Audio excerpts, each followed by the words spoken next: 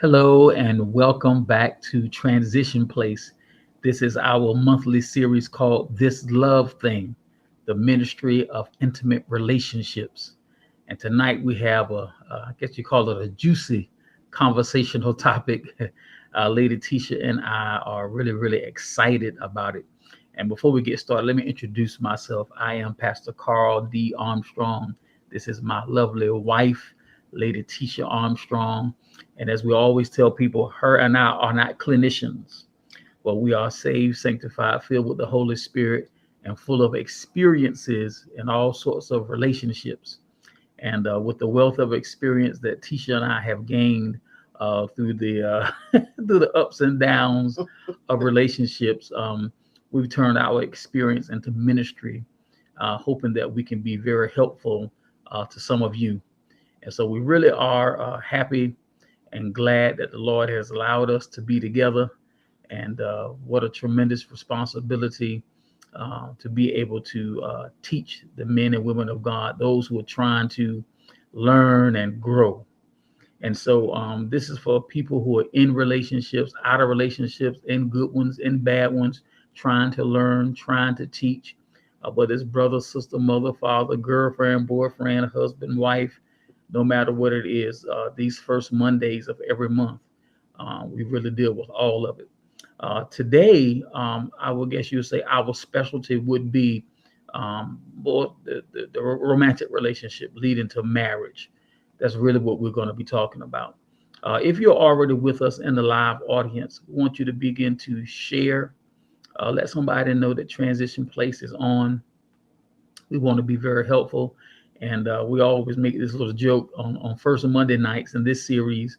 We don't teach in the King James, we teach in the Uncle James. In other words, just real talk for real people with real problems who are looking for real solutions. And there he is, my buddy, Minister Kevin Moore. God bless you, man of God. I pray that you will share the broadcast, tag some folks. We're live right now on Instagram at The Transition Place, on Twitter, on my Twitter page. You can find Carl Armstrong on Twitter. We're live right now on YouTube on The Transition Place, and on what else we live? Facebook. Yes, Facebook. Facebook at Transition Place, and on my personal page. We're streaming to all those places right now. That's where we normally stream all of our broadcasts. We want to leverage what we have. And even after we finish, we'll cut this up into some clips and we'll put it all over TikTok and all those other places. All right. So come on, gather around everybody. Let somebody know that we're here. All right. And come on, we're here to jump into this love thing. Appreciate it, brother. I really do appreciate that. Lady Tisha is working behind the scenes. I want to get the conversation started like this. This particular conversation, we're talking about accountability in relationships through expectations and boundaries. And to set this up, the way Tisha and I are looking at this is our second marriage. We came from very good families. We came from good parents, and we learned a lot of things from our parents. One thing that we don't think we learned very well, from their lips to our ears, was exactly how to set up their relationship in the very beginning. How do we communicate our expectations? What we want, what we need, what we expect, and then once we flow into the relationship, how do we set boundaries? Knowing when something is good, something is bad, something is right, something is wrong. Should I stay? Should I go? And so as we go along, I do want to take my time and make sure that I explain exactly what I'm talking about. One thing I do not like is when someone is talking to you and they're talking like you know what they're talking about. No, I'm not going to do that. I'm going to talk like you don't know what I'm talking about so that I can make sure that I explain it very well. Please feel free as we go along in our conversation tonight to ask questions, give comments. We really do love an interactive audience, and we can see the people coming in now. I want to start with, like I said, our our title here tonight: accountability in relationships through expectations and boundaries. What is accountability? Accountability is taking responsibility for and of, as liability, responsibility, answerability, obedience. In other words, if we're going to have a relationship, we both have to take it seriously. Mm-hmm.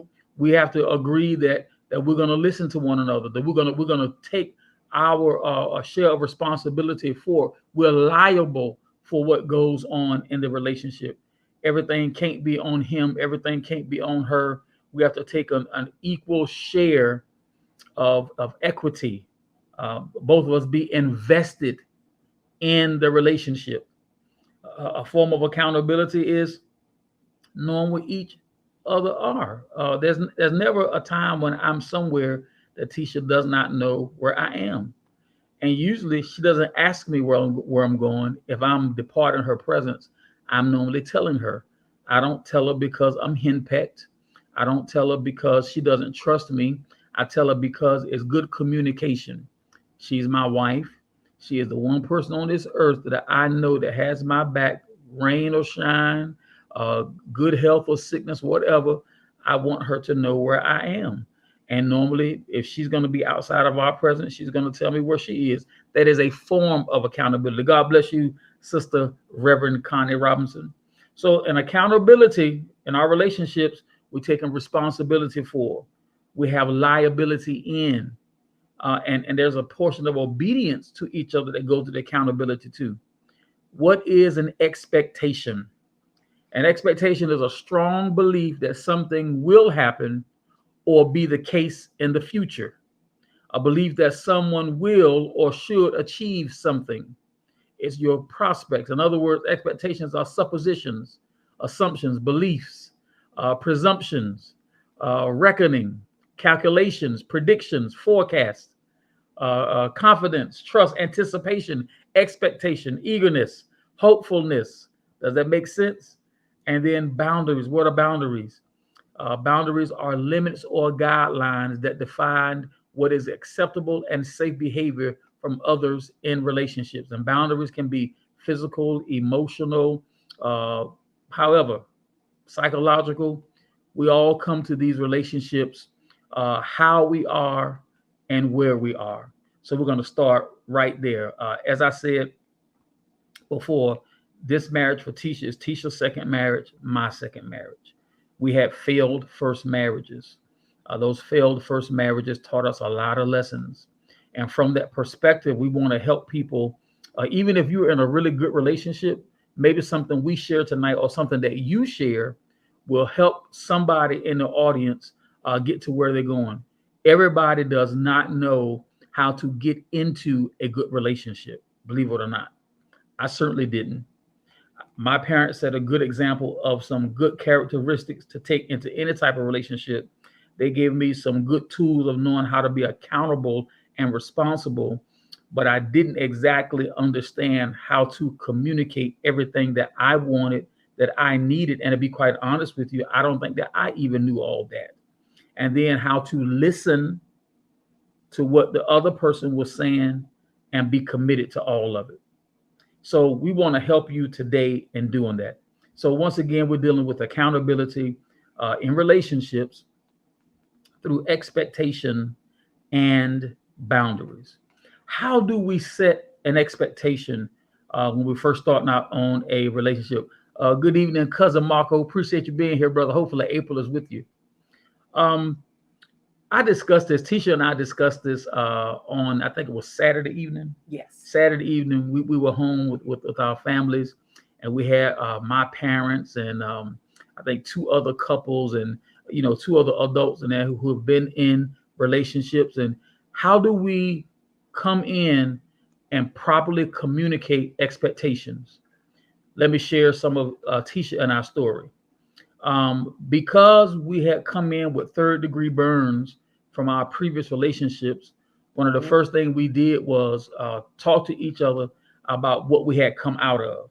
And I know that's considered to be a no-no with a lot of people. A lot of people don't believe that you should talk about previous relationships. I'm not a big believer in that. I think that it is important to understand a person's previous situations. Now, I'm not saying that you have to give a play-by-play illustration of everything that has happened to you, but you come to the relationship shaped and molded mostly by what has happened to you throughout your life. And so, with the kind of pain that I had, I wanted to make sure that Tisha understood that. I wanted her to understand my pain. I wanted her to understand my situation. I wanted her to understand the way that I was trying to grow and mature, because I knew that she was wife material. And I did not want her to make any decisions on me running out my best representative.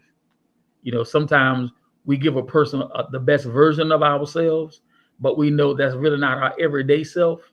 And I didn't want her to make any decisions about our future based on me sending a representative. I wanted to be straight up honest. So for me, I front loaded a lot of stuff. And let's be clear, Tisha and I already knew each other. Tisha and I dated as teenagers, and so we did know each other. Our families knew each other, but it had been so many years apart. I had been married and had a family. She had been married and had a family. What had it been, something like 13, 14 years since we had really, Yeah, it was longer than that. 18 It was years. 18 years. And so a lot happens in 18 years. And so we had to get to know each other all over again. And to be, hey, April, good to see you, girl. Hey, family. And so we had to communicate. One of the things I had to communicate as far as an expectation to Tisha, and you probably have heard me say this before if you follow us. I said, Tisha, three things I need. And I've been through enough to know I get all of them or I get none and I can't be with you. You got to be good to me. You got to be nice to me. And you got to be honest with me. If you can't do those three, let's just stop now while we still have some respect for each other. Because if I don't get those three, I'm not going to be a nice person. Because I know what the other side of those three look like.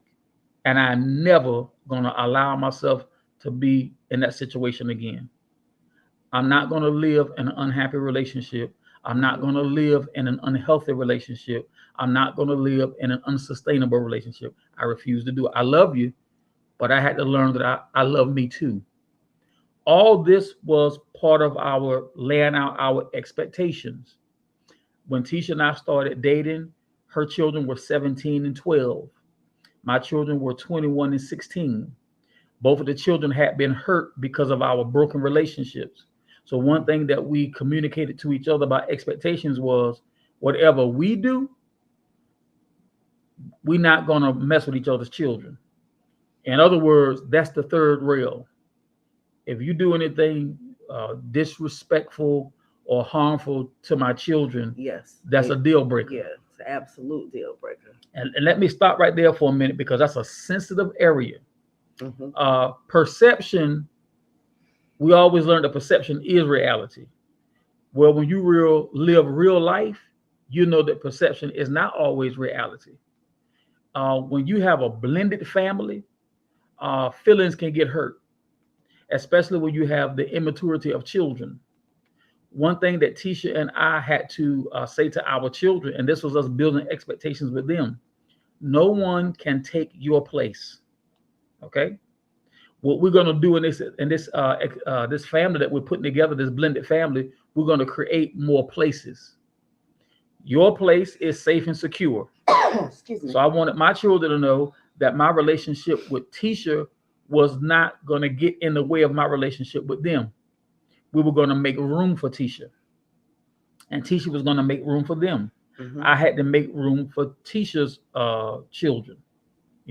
And Tisha had two girls. I got a girl and a boy. You got a 17-year-old and a 12-year-old. Fellas, do y'all know how sensitive that can be? The 17-year-old was good to go. That 12-year-old, man, listen, she gave me the business, right? She gave me the business. But I anticipated that could happen. And so I was already in my 40s. And, as Tisha and I would talk about it, I told her, I said, sweetheart, let me tell you something. Any grown man that's gonna start crying over something that a 12-year-old say to him, you need to put that joker out on the garbage. There ain't no man. That yes, I do have feelings, and yes, my feelings can get hurt.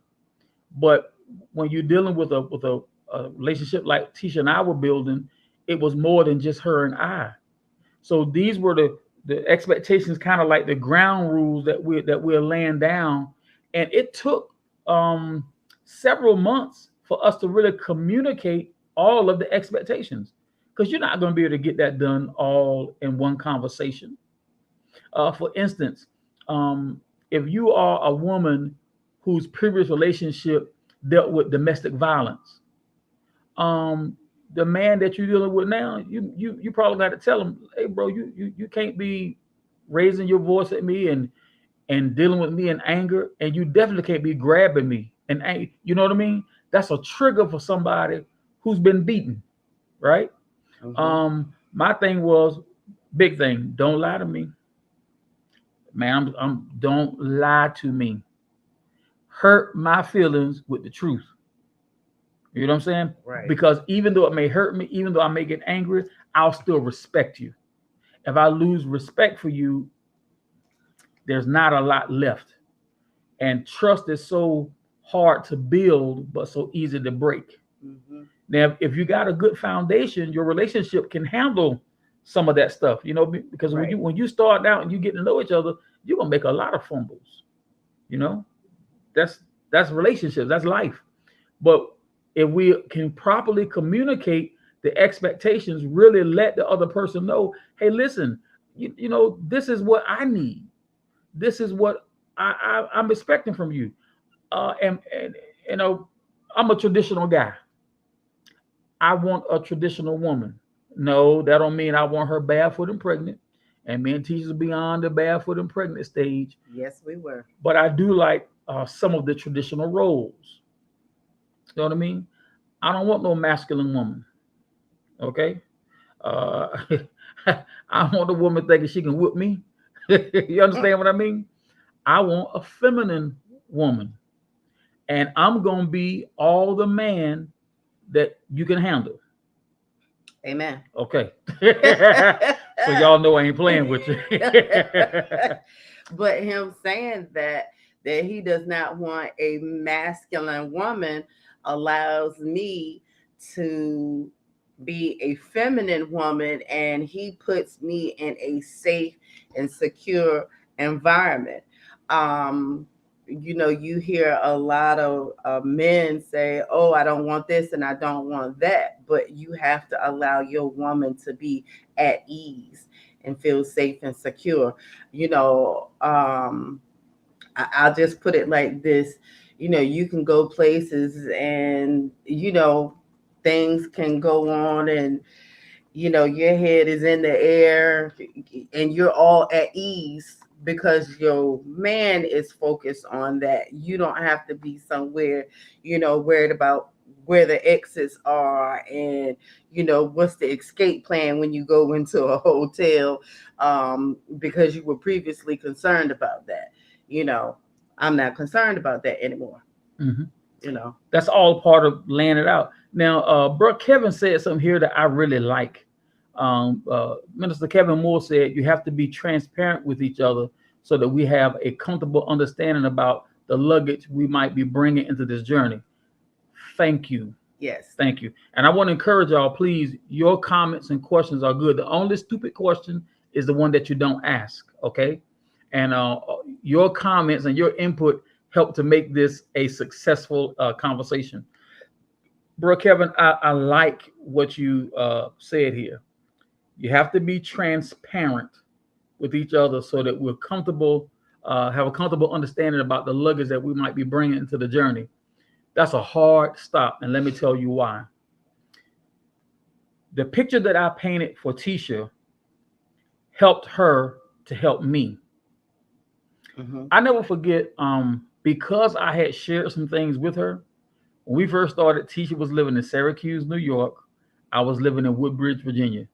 That's 400 miles, right? So we had a 400-mile problem, but we had planes, trains, and automobiles that can fix that problem, right?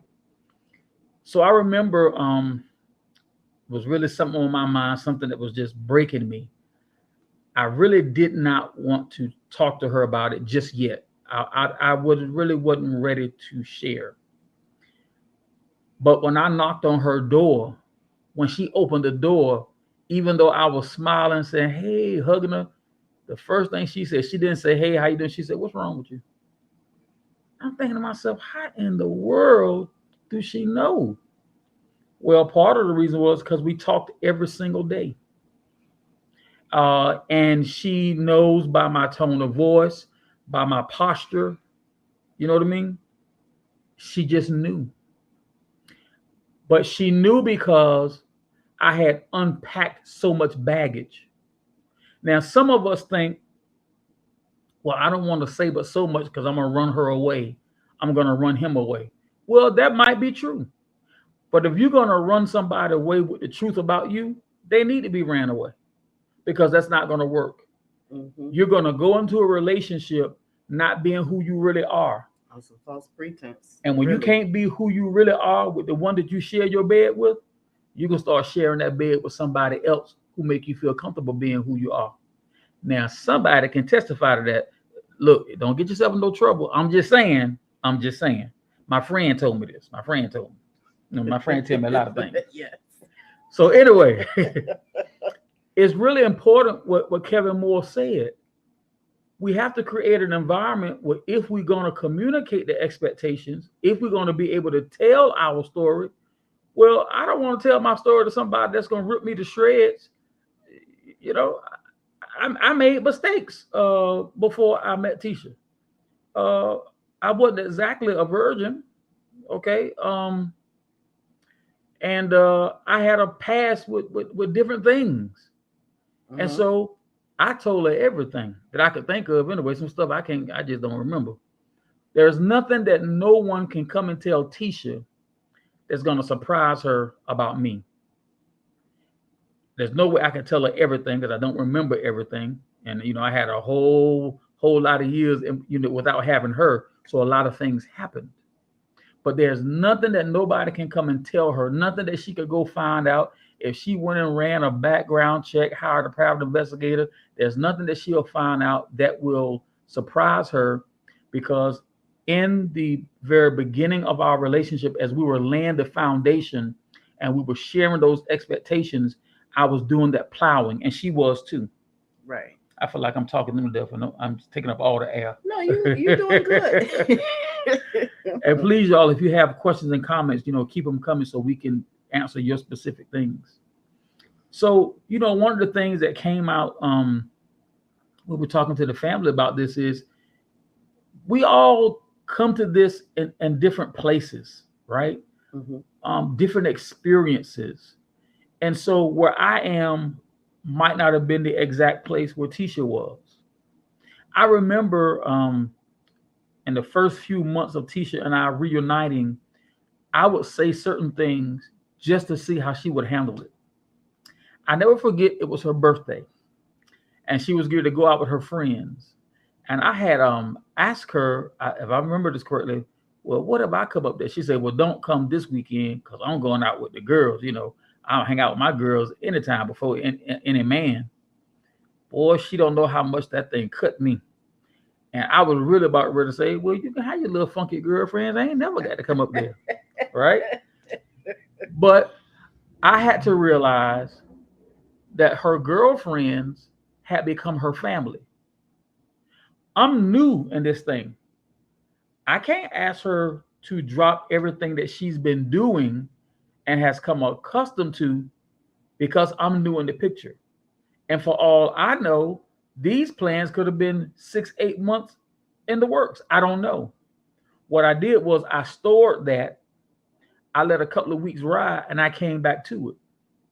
And as a trip, because when I came back to it, it's almost like that she caught herself when she said, and she had been thinking about it. She was ready for me too. And she said, yeah, you know, I thought about that. And this is what I'm trying to say. Am I making sense? I love what Kevin is saying here. He said, don't judge me by my past and relationships you had. Judge me for what is in my heart. If I hold you responsible for other mistakes and shortcomings of the women in my past, that is not fair to you. Oh, wow. Mm-hmm. Kevin, you're right. And that's one thing that, for the most part, I didn't do that with Tisha. I do remember one time, I'm just being transparent, I got so mad at Tisha because she did something that looked like what I came out of. And let me tell you, I wasn't finna go through it. Do you hear me what I say? Not today, not tomorrow, not yesterday, and not next year. I'm so glad that I didn't say what was on my mind to say. It would have ruined it. I waited till I calmed down. And when I asked her, okay, what were you trying to accomplish? What did that mean? When she explained it, I realized I almost put my pain on her. I almost made her responsible for what happened to me with the other woman, and she wasn't there, right? If I'm insecure because my previous wife cheated on me, Tisha don't have nothing to do with that. I can't put that around her neck. Now I can share with her that I am insecure. So I'm asking you to help me to build trust because it's been shattered. That's a Mm-hmm. fair thing to say, right? Right. But to put unfair requirements on her or unfair expectations, that's not going to work. Right. And then when you have situations like that, sometimes you have to be in the moment to say, sweetie, it looks like this and it makes me feel a certain type of way. You have to visit it at that specific time. Because if you're not careful, you can really sabotage your relationship. And, sometimes when you have a really good thing going on, if you're not careful, you will self sabotage because sometimes it seems like it's just really too good to be true. So you have to always communicate in your relationship, um, you know, along the way, so to speak. Mm-hmm. That's right. Hey, Miss Betty, so glad that you're with us. And I hope if we're not getting it right, Miss Betty, let us know. As we communicate our expectations, here's a watchword. Make sure your expectations are realistic Yes. and reasonable. Those are two very good words to use and two rules to use. It's almost like a highway you're driving on. You got the solid line on one side and the dotted line on the other, so you can stay in that lane. Mm-hmm. Reasonable and realistic. Make sure you stay somewhere in between reasonable and realistic. Once we get outside of reasonable and realistic expectations, we set ourselves up for failure. And really, it's almost like sabotage from the beginning. One of the things that I would like to say, one of the things that I said to him, fair is fair. And what I mean by that is don't ask for something that you're not willing to do yourself. If you're not willing to give the same thing, then you shouldn't be asking for it. Um, it to me, it's just really that simple. Give that what you're asking for. Yep. Don't ever ask for that which you would never give. Right. Be considerate of your partner. Um, and just always take them in consideration when you're doing things. Just don't be out here asking for far-fetched things. Would you do that if the shoe were on the other foot? Just always be considerate of your significant other. That's right. You know. If you know that you're a person who gets bored very easily if you're stagnant, communicate that up front. Hey, listen, I like to travel. Normally, 3 to 4 times a year, every year, I go on a real vacation. I'm on a plane, I'm on a boat, I'm on a train, I have a passport. I like to go outside of the country. You understand? These are things that when I hear that, oh, you're painted a picture for me. Because if I don't know what it is that you desire and what it is that you expect, how can I meet the mark? Mm-hmm. Okay. And one of the expectations that all of us should be telling each other, listen, you have to effectively communicate. I am not a mind reader. No, I don't know everything you want just because we've been together for 5, 10 years. I know. Mm. Tell me what you want. Tisha, know that's one of my things. You're doing too much talking.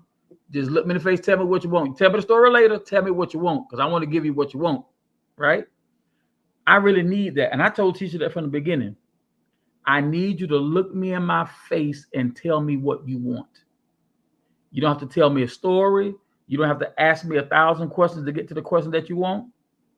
Sweetie, I would like some strawberries. Can you go get me some strawberries? Yes. That's it. That's it. I'm going to get strawberries. You want anything else? You see? Now that's one of my expectations. One of her expectations is sometimes you just need to let me talk. No, let me just say this. Okay, so this is for the women. Um, Love you too, cuz y'all take it easy. Take care, family. Um, I know that men can be very linear, and women, we have the need to give you all of the information. So sometimes he's looking for a straightforward answer, and then I'm looking to give him all of the information. And sometimes it can be frustrating because I'm trying to give him all of the information, and he has the need for eat the fish, spit out the bones. I don't want to hear all of that. And he just wants the information. But sometimes it can be frustrating because I have the need to give him all of the information. And sometimes it can feel like you trying, it's, he's not allowing me to get the full story out, to give him the information. So sometimes it can feel like you're trying to cut me off to just get what it is that you need, but it's not allowing me to get out what I need. So sometimes it can be frustrating because, yes, it allows you to get what it is that you need, but it doesn't allow me to get what it is that I need. So sometimes, not for me, because I understand how you operate, but sometimes to a woman, it can lead her to shut down because it's like, well, what's the purpose of saying anything? Because you are not allowing me to express myself. So sometimes a woman can shut down. So you have to know who your partner is and recognize when they need to talk, or when, like you say, okay, I realize that you need to talk. So it has to be that give and Balance. take, the balance to know, okay, she's in a mood where she has to give me the information. So it has to be that give and take. And compromise is a big part of building accountability into your relationship, right? If we both going to be responsible for the relationship, if we both have to answer for the relationship, there has to be compromise. There's no way that I'm gonna get my way all of the time. There's no way that Tisha gonna get her way all of the time. This is how me and Tisha thing work. And I tell her this all the time, so this is no secret. I say, look, 95% of the time, you can have everything you want. If she happy, I'm happy. A lot of stuff, I don't get caught up in minute details. I don't like a whole bunch of stuff. I'm straight no chaser. But like I tell her, the 5% of the time I clear my voice, I say, no, this is what we doing, baby. I don't want to hear nothing. Because 95% of the time you get what you want. Right. When I say this is what we doing, baby, this is what we doing. Now that's my expectation. Right. And that is true. And because I know 95% of the time he allows me to get what it is that I want, because I know that there are certain things that I say, well, he gives me most of what I want. Prime example, if we picked the cabinet color, I went and picked all of the colors, the colors for the cabinets. And he said, okay, I want to pick, the tile for the floor. I'm not going to fuss about that because you allowed me to pick the cabinet, the color that we painted in the house and the cabinet color. Sure, baby, you can pick the tile for the floor in the kitchen. I'm not going to fuss about that because you allowed me to pick the color that was painted in the house and the cabinets, I'm not gonna fuss about that. Mhm. It has to be give and take. No one person can have it their way 100% of the time. You again, it goes back to you have to be considerate of your significant other. That's right. Expectations. Okay. How do we discipline our children? Uh, you come in Baptist, I come in Pentecostal. How we're going to handle church? What is the expectation for the children going to college? Are we going to try our best to guide our children into college? Will we accept that they might not be the best students in the trade school? Are we the type of parents say, when you turn 18 and you graduate high school, you either got to go to college, or you got to get in the military, you got to roll? These are conversations that need to be had in the very beginning, Mm-hmm. so that you can lay out what it is that you want, what you need. Hope I'm making sense. Right. And okay, after you have done that, okay, y'all have spent some time together, you've gotten to know each other, you've gotten comfortable with each other, you have laid down reasonable and realistic expectations, your relationship is headed in the right direction. Now, boundaries. We got to set some boundaries, right? Mm-hmm. You know what I like, I know what you like. You know what I want, I know what you want. You know what I need, I know what you need. Now we got to draw a line in the sand that delineates from fair, unfair, good, bad, safe, unsafe, right? Mm-hmm. How do you do that? How do you establish boundaries that are reasonable and realistic and enforceable, right? Don't say none that you're not gonna honor. You know, if you ever leave this house and don't tell me where you're going, our marriage is over. Don't say that unless you mean it. You just set a boundary, and that's really kind of unrealistic, right? Because somebody could get upset and leave, or be absent-minded, leave the house and not tell you where you're going. All you got to do is pick up the phone. You can find out where they're at. Don't set a boundary like that. That's unrealistic. It's emotional, Mm-hmm. right? It's unreasonable. Don't do that. Set fair boundaries, and don't think that you alone can be the boundary setter. That's something that y'all have to agree on. If you want the boundary to be enforceable, this all runs back into accountability. If the boundary is going to be enforceable, then it's got to be something that we both agree on. Right. Okay. What are some of your boundaries? If y'all don't mind sharing them with us, what are your boundaries? Now, me and Tisha have a boundary. It don't matter what we're going through. Yeah, ain't no such thing as somebody sleeping on the couch. No. I need her beside me. She need me beside her. Yeah. We could Look. be everything we want to be. Come on, get in here and, Look. and touch me. We can have a conversation, but at the end of the night, it ain't no such thing as going to bed, you know, piping Oh, hot mm-mm. because somebody cannot wake up. Yeah, yeah. And so that's a thing for us. And this is gonna sound so crazy. Tisha and I have not had to have a whole lot of boundaries because it was so easy for us to come together like this. Me and Tisha don't fuss. We discuss. Yes, I work her nerves sometimes. Yes, she worked my nerves sometimes. That's just Mm-hmm. the truth. But it's how we deal with it. I'm not argumentative with Tisha, and Tisha's not argumentative with me. I realize, and I want you to realize, that sometimes we have a personal preference about things, but that doesn't make it right or wrong, Mm-hmm. right? So don't set your boundaries necessarily on personal preference alone. Set your boundaries on what's acceptable and not acceptable, on what's right or wrong. And even some of that got to be negotiated because your moral compass may tell you that number 8 is wrong, but my moral compass may tell me that number 2 is wrong.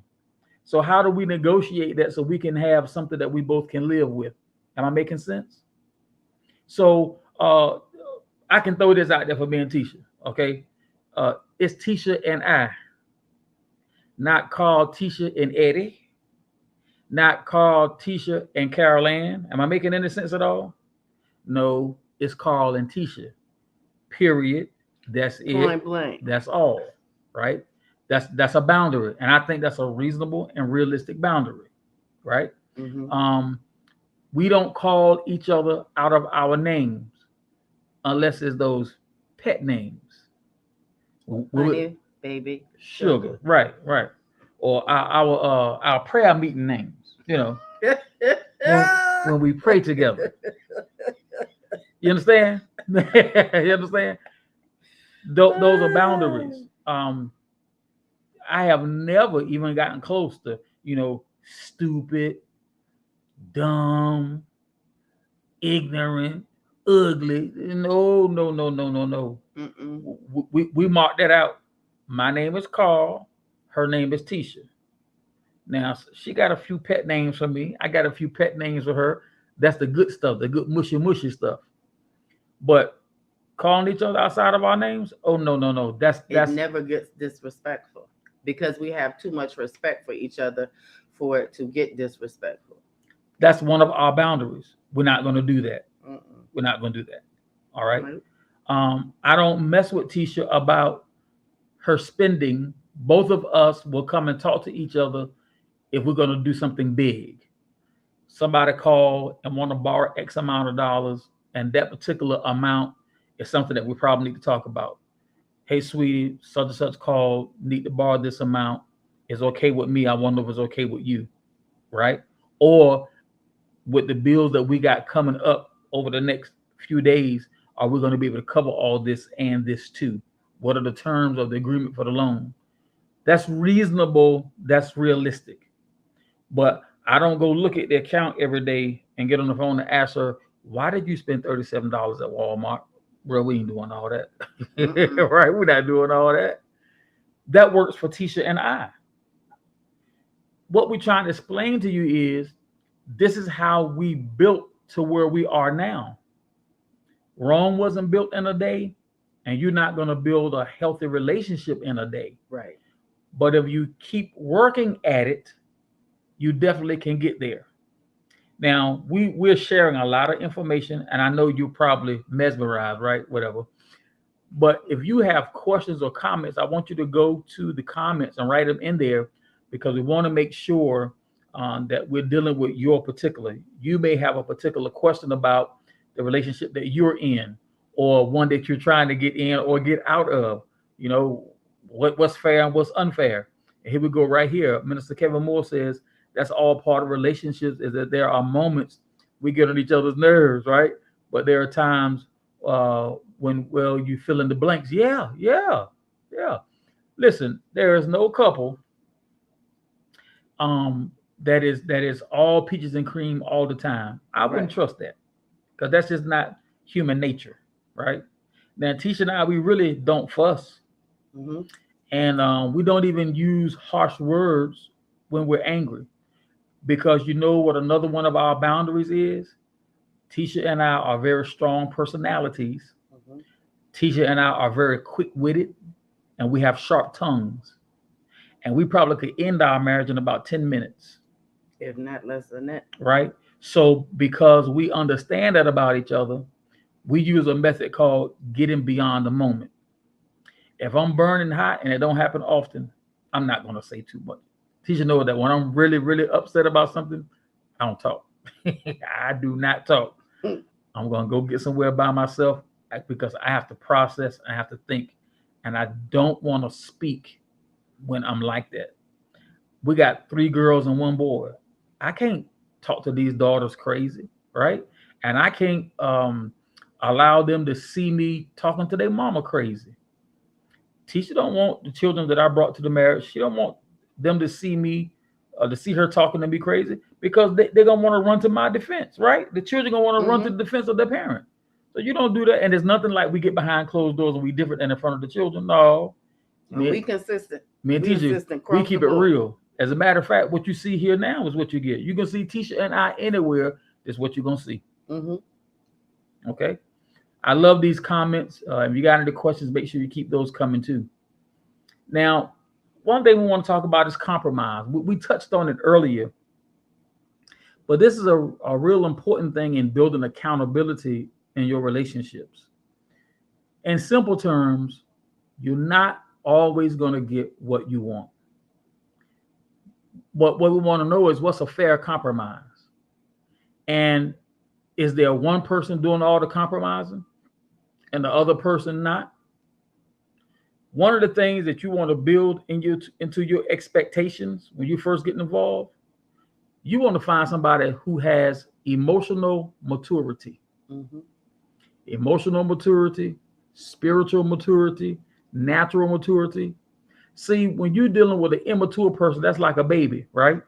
You know that 2-year old that you got running around your house, and everything they touch, they say mine, mine, mine, but they haven't purchased anything because they have a 2-year old's understanding, and they want to possess everything. We're naturally selfish, right? You're not going to build a healthy relationship with a person that's selfish and self-centered. And if one person is doing all the compromising and the other person is getting everything they want, that's unhealthy. Yeah. What is healthy compromise? There's give and take. Give and take. Y'all are working together. It's not one-sided. I'm gonna give you an example. And this happened last night. I was uncomfortable, and I said, "Sweetheart, can you scratch my back for me?"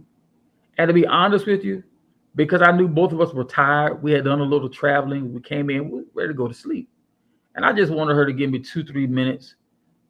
But out of her own compromise, she totally put me at ease. It must have been 10-15 minutes. She scratched and rubbed and massaged. And even when I called myself trying to get up, she pushed me right back down. She didn't say a word. But I knew that meant, no, I know this is what you need. Just, you understand? That was a compromise. She didn't offer it, so she may not have felt like doing it. But she recognized that I needed it. That is a form of compromise. But see, when she tells me, baby, I'm hurting here, my neck hurt, I'm gonna rub her neck. Or do something with her pillows. Something. What can I do to help make you comfortable? Compromise. Mm-hmm. Both of us have somewhere to be at the same time, but we share a vehicle. Well, most of the time I'm gonna say, well, you go ahead, I'll make my way. I'm gonna do something, right? Compromise. It can't always be your way. Right. But it can't always be the other person's way either.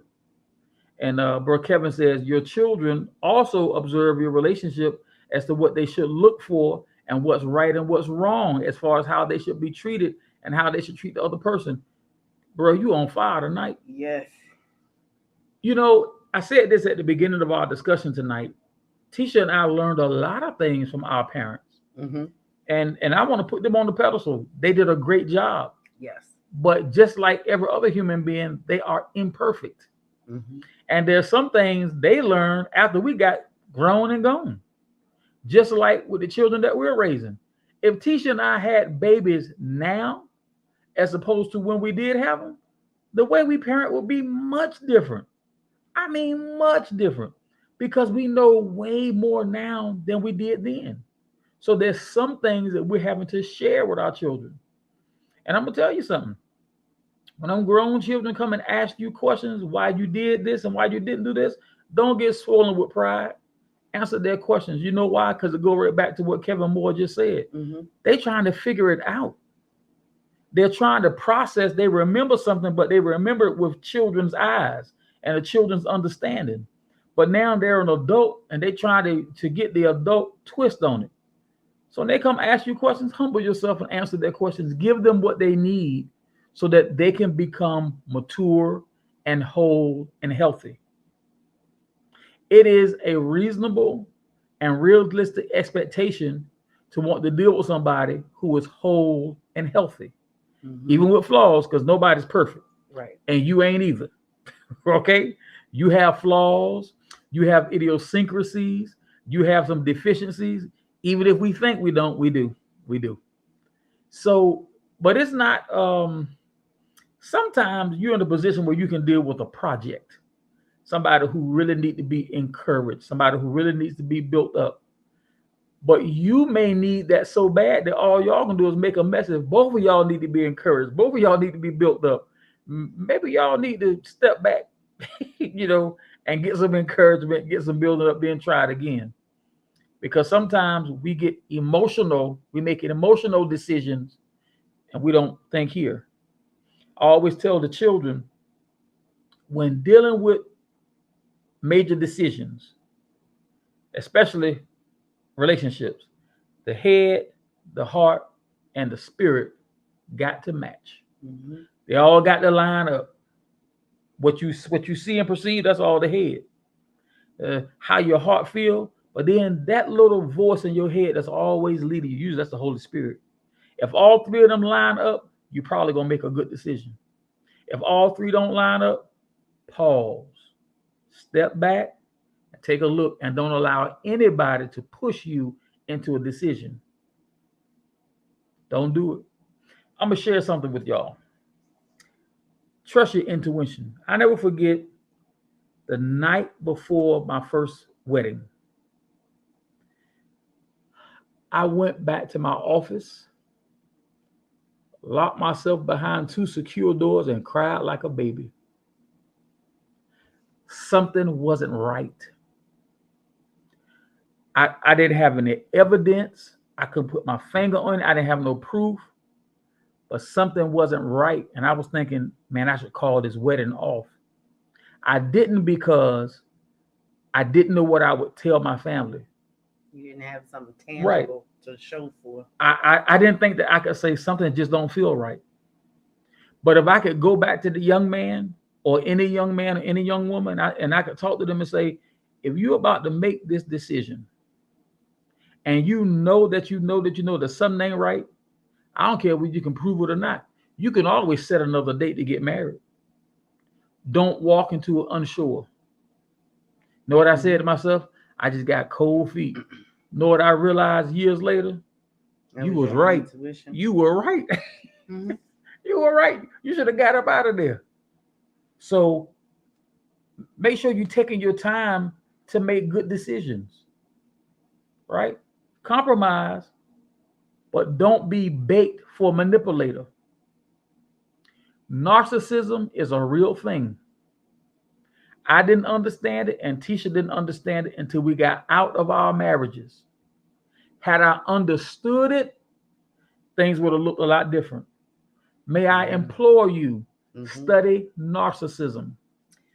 Yes. They are master manipulators, Masters of disguise. masters of disguise, Chameleons. and they know how to look like exactly what it you is want. that you need, what you want, and what you need. They can lie, cheat, and steal, and make you feel guilty for it.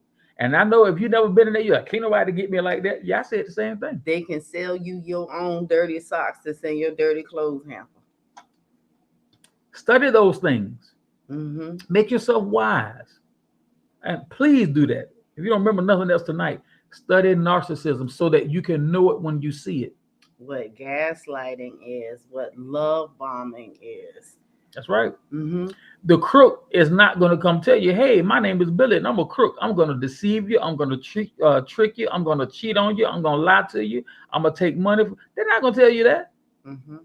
They're going to come in and woo you and they're going to be real good listeners. They're very observant because they're waiting for you to paint the picture so they can look just like the picture. But if you have an understanding, you can make good decisions. Young people, this is especially for you.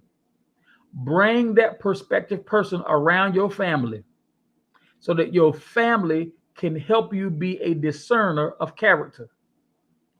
I don't care how cute he is. I don't care how much money he got.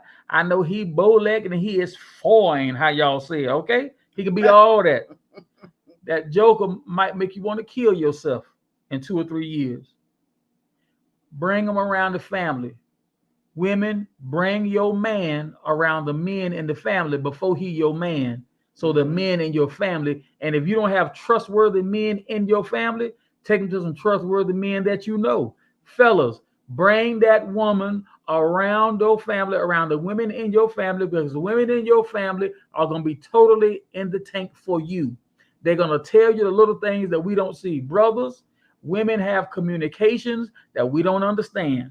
nonverbal communication. We can have a conversation without saying a word. Let me say this to the young adults. Um, when we're all growing up, we think that our parents know absolutely nothing and we know everything when we're at a certain age. The elders are elders for a reason. They have been where it is that you're trying to go. Um, give respect to where respect is due.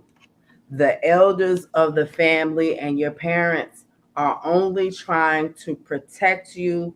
They're not trying to baby you, but Lord knows they are trying to protect you from making the same mistakes that they have made. um, as parents, our worst nightmare is for our children, regardless of how old you are always going to be our precious babies. We do not want for you to make the same mistakes that we have made. We do not want you to go down the road that we have made, and we will sell our pinky toe for you to not make the same mistakes that we have made. So we try to have conversations, and sometimes I think adult children or young adults don't understand that we're just trying to help navigate and guide you through. And sometimes you don't understand, mom. You ain't a baby. We have been young, and this is why we can say what we're saying to you. Baby, don't go over here. Or why we can say that little girl ain't your friend, or this young man, he is not for you. Or why your daddy and your uncles can say, leave that little green eyed joker over there, right where he is, with his curly hair. They're trying to make sure that you're going in the right direction. I said all of that to say this: take the time to listen to your elders, your parents, and stuff, because they're trying to guide you in the right direction. I myself, I look at TikTok and I've seen a lot of young girls say here lately, Mama, I apologize for not listening to you because what you said to me was so true. I apologize for not listening. Had I listened, it would have saved me 2 or 3 years, because everything that you said, it was true. Your parents, they know, I'm not saying that parents know everything, but they have been down the road. They're 54, you might be 27, for that very reason, because they've traveled the road that you're going down. It's not that we don't understand. We understand. We're not trying to judge. We're just trying to guide you. Mhm. And let me say this to the parents. Uh, the way I raise children is this: when they're young in their formative years, I'm very stern because I'm trying to build a foundation. As they grow into their adolescence, I back off and give them a little bit more room. And I start explaining to myself, when they're very little, you're going to do what I told you to do because I told you to do it. I want them to understand obedience. But as they go into their adolescence, I'm more or less helping them develop a thought process and a thought pattern. So I'll explain myself. With our young adult children, it's not good enough to say, don't date that young lady. She's not right for you. No, go a few steps further. Junior, I'm gonna tell you what I see. That young girl don't have the same moral compass that you do. You the type that you're gonna be honest with her and be straight up. Her character is shaky, son. That girl gonna run the street on you. She a little loose. And that's why I'm telling you not to mess with her. You understand what I'm saying? Right. Tell them what you see. Stop holding back. Well, I ain't want to say no. No, say everything to me if you see it, because I'm not where you are. I don't have the experience that you have, mom, dad, uncle, aunt, grandma, granny. I don't have the experience that you have, right? I don't have the maturity that you have. So tell me what you see. Hurt my feelings, Right. but don't allow me to go waste a portion of my life and get entangled with this joker and bring children into the world into this broken situation when you could see it coming. And so, as I'm encouraging the parents to give the children something they can chew on, I'm gonna tell the children, you better listen. You Mm-hmm. better listen when mom and dad are trying to tell you something. They can save you a lot of heartache and heartbreak, and not just mom and dad. Sometimes it's them siblings. I got a sister that's 10 years younger than me, but she sees some stuff I don't see sometimes. 10 years make a lot of difference when you're 20 and 10. Or when you 50 and 40, a 40-year-old got good sense. Listen, am I making sense? Mm-hmm. And then for the young adults, don't be afraid to go to your parents and have conversation. Your parents are not there to judge you. They're there to give guidance. Or if you feel like you need to go to your parents and say, okay, can we have a conversation? Can we have like a judgment free conversation? If there's something that you need to implement, like mom, pops, can this be like a judgment free zone? Like I don't think the adult children really realize that your parents are not trying to judge you. They're just trying to make sure that you going down the right path. I know for our adult children, I'm like, listen, this is a judgment free zone. We just trying to make sure that y'all going in the right direction. Right. And I know that's one of the things that I do with our adult children. Right. It's judgment free, Mm-hmm. but I'm gonna give you the right guidance and tell you the truth. I ain't gonna lie to you. And I want you to know we're not off topic. One thing that Kevin Moore said earlier tonight is our children are watching us. What I want to give our children, everything that our parents gave us, plus what they failed to give us. They didn't fail because of lack of effort. They probably didn't know themselves Mm-hmm.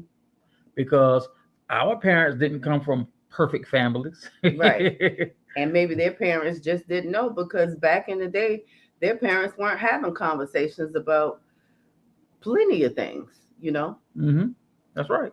And so each generation, we're trying to get a little better and a little better. And the reason why we're here tonight, we're hoping that we're helping you. One thing I've learned, just because somebody has gray hair, that doesn't mean that they know everything. Some stuff I just learned in my 50s. Brother Kevin said earlier, he got remarried in his 60s. You think just because these people got a little age on them that we know everything? No, some of this stuff was not taught and or modeled for us Right. in the earlier part of our life, and we've been rumbling and stumbling getting here. Every day you learn, every day you grow. That's why whenever you see me put notifications out with Transition Place, I use the same tagline: "Let's learn and grow together." All of us are working out our soul salvation in fear and trembling. Every day is another opportunity to learn something. Tisha and I aren't sitting here looking at you here. No, Mm-mm. we're saying, come on, let us reason together. We'll share our experience with you. Hopefully, you will share your experience with us, and together we can help each other. That's Right. what we're doing here. Mm-hmm. And once again, because we're not going to be here much longer, we're about an hour and 3 minutes into this thing. We don't want to keep you much longer. If you have comments or questions, please make sure you put them in the chat.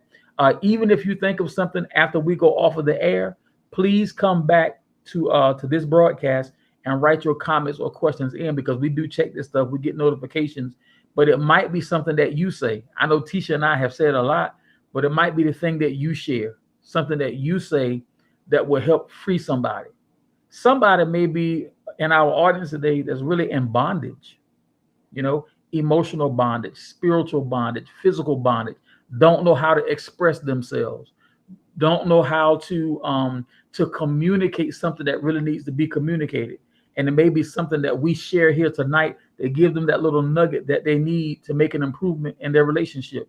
Maybe our marriage can be saved tonight by Mm-hmm. something that we say. Maybe a marriage that should have never been. Somebody can get the courage and the understanding, hey, it's time to go. You know what I mean? So that you can remain safe and healthy. I know what it is to give up mental and physical health because of the stress of a relationship, trying to keep things together when you Mm-hmm. should have been let things go. Yep. I've lived it. Yep. As have I. And that's why we really want to talk about setting these expectations and boundaries. I don't know if we covered boundaries the way we really should have. More expectations tonight. Maybe we got to do a part two. But let me tell you something. as much as I despise and hate divorce, sometimes it is necessary. Do not stay in an unhealthy, unrealistic, unfair, unsafe relationship Mm-hmm. with a person who refuses to take accountability and responsibility and get help. You do not have to be a willing participant with somebody who refuses to become healthy and whole. Don't let anybody tell you that you got to stay there and get your butt whipped. Don't let anybody tell you got to stay there and put your health at risk. And you know this person is having multiple sexual partners out there, and you got to hold your breath every time y'all about to become intimate because you don't know what they're bringing you. You do not. You do not have to stay in a relationship with a narcissist person, a sociopath who's going to put you through the ringer and not take responsibility for everything. You don't. You don't have to be in a relationship with somebody who is 50 but act like they're 20. You know, No. right is right, And and wrong is wrong is wrong, and fair is fair. Yep. We both have a responsibility to be whole and to be healthy. And if we're not whole and healthy, we have a responsibility to seek help. Okay? I don't have to live with your limitations because you refuse to expand your limitations. Mm-hmm. I don't have to allow you to make your mess my mess because you like mess. No, these are boundaries. Yeah. You have to set and enforce healthy, realistic, and reasonable boundaries. And I Mm-hmm. think we're gonna have to do a part two. I think so Yeah. too. So we're gonna do part two before August is out. Lady Tisha and I are gonna have to consult our calendars. It may not be on a Monday, but we got so many things going on in August. But we will do a part two. You convinced us, Minister Moore. And we're gonna do a part two. We're gonna spend a little more time on the boundaries. And one thing that will help us do a part two, if y'all have specific questions or specific comments, it'll help us to build into part two specific things that you may need or desire so we can be helpful. All right. We do hope and pray that this love thing is good to you. It really is the ministry of intimate relationships. And we are really trying to use our experience to help you. All right. I'll reiterate Tisha and I are not clinicians. We're not clinicians, but we are mature saints who've been through the gauntlet, and we're willing to share our experience with you so that you can be helped. God bless you, cousin Lisa. I'm glad you're with us. Hope you got some folks there with you too. All right. May God bless all of you. We do thank you for your time. Hopefully, what we covered here tonight was very helpful to you. And if it was, share this with somebody. We are live right now on YouTube, Facebook, Twitter, and Instagram. So all of those areas have links. You can take that link, you can copy it, and you can put it in a text to somebody. Say, hey, listen, I know what you're going through. You may need to listen to this. It'll be helpful to you. If that is what is needed, then I'm asking you to do so. All right. This not for any self-aggrandizement for Tisha and I. We're trying to help. This is what the Lord has placed us in this space to do. We want to be effective and efficient.